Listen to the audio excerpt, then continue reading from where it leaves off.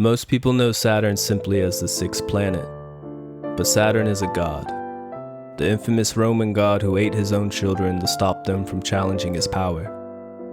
Saturn represents the crushing weight of authority, expectation, and control, what you might call the negative father. But this myth isn't just about fathers, it's about why so many men feel like something is wrong, but can't explain it. It's about the invisible forces that shape them, restrain them, and at times discards them. So with Saturn in mind, here are some of the hard truths that men are quietly living. 1. Men live restrictive roles as much as women. Men don't talk about their roles because they're told they don't have any. But in reality, men are expected to be protectors, providers, always tough and always responsible. These roles are noble, but they are still roles nonetheless. Men in the role of provider still carry a large economic burden, even as it becomes harder and harder to do so with dignity and purpose. And most men still chase money, status, and women, even if they don't believe these things will bring fulfillment. Joseph Campbell said once that you can spend your entire life climbing the ladder only to realize it's been placed against the wrong wall. And that's where many men find themselves, having done everything right, but still feeling like they've chased the wrong thing. 2. Men's lives are governed by fear. All lives to an extent are affected by fear. And for many men, this includes physical confrontation, social exclusion, financial ruin, and the looming failure to have kids. These risks are real, and the fear responses are real as well. But we also hold the crazy notion that we shouldn't be afraid.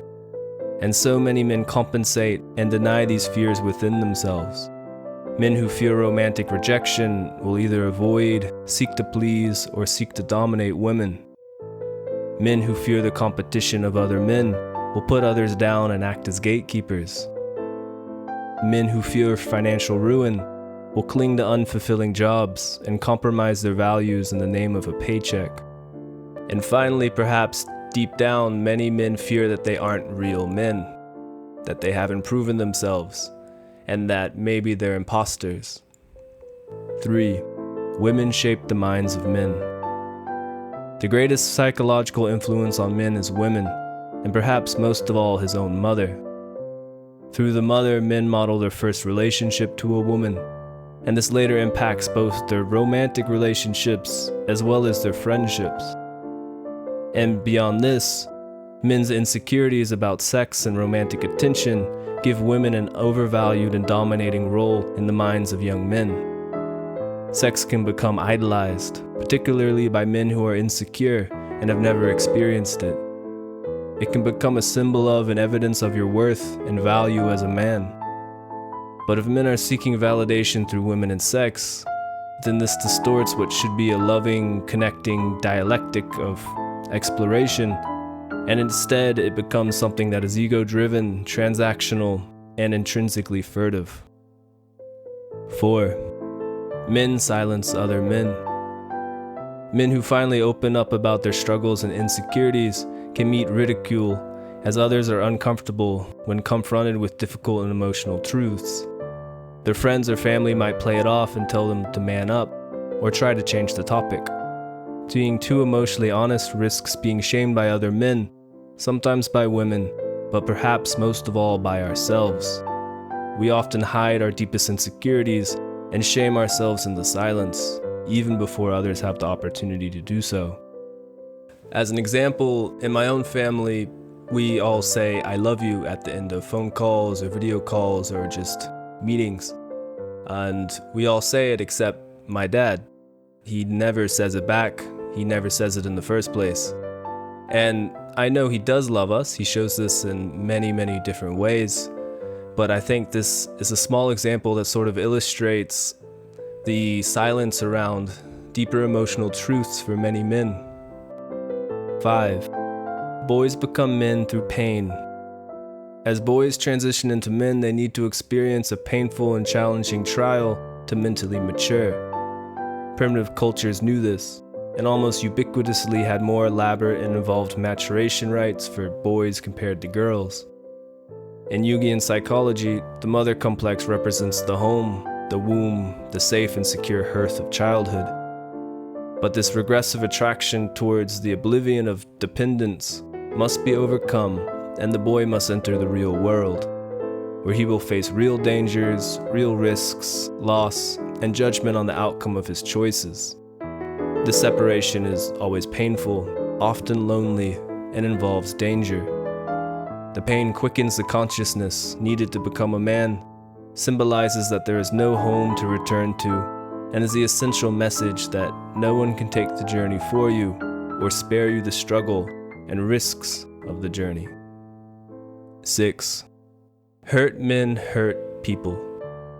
Now, as a disclaimer, I think, despite the reasons behind it, violence should be punished to the fullest extent of the law, and that public safety is a non-negotiable.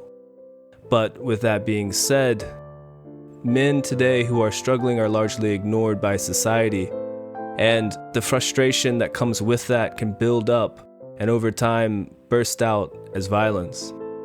Not only are men expected to do the dirty, dangerous jobs of society, they are also often expected to do so in isolation and silence.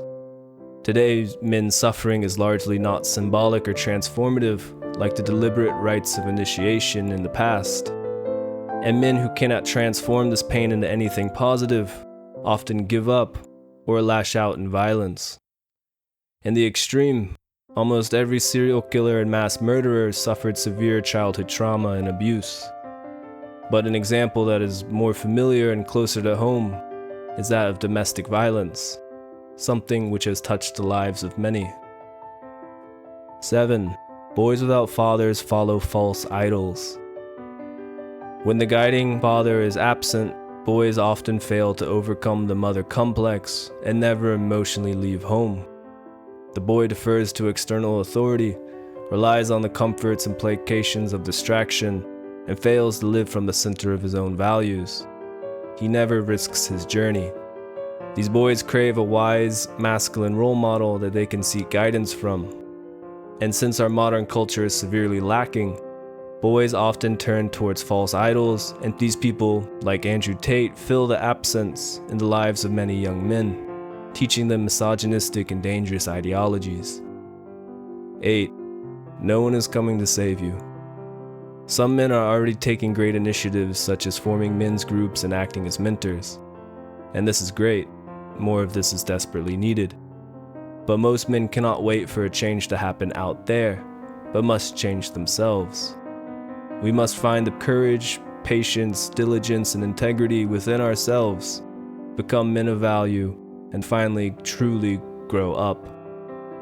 Maybe in another time there will be more help, but as psychologist James Hollis writes, modern man must be born in the private smithy of the soul. And that's it. Thank you for watching. Tell me in the comments if I missed anything. Everything that we discussed today was based on Under Saturn's Shadow by James Hollis. This is based on the final chapter, and I'll do one more video on this book, maybe next week or the week after. Thanks.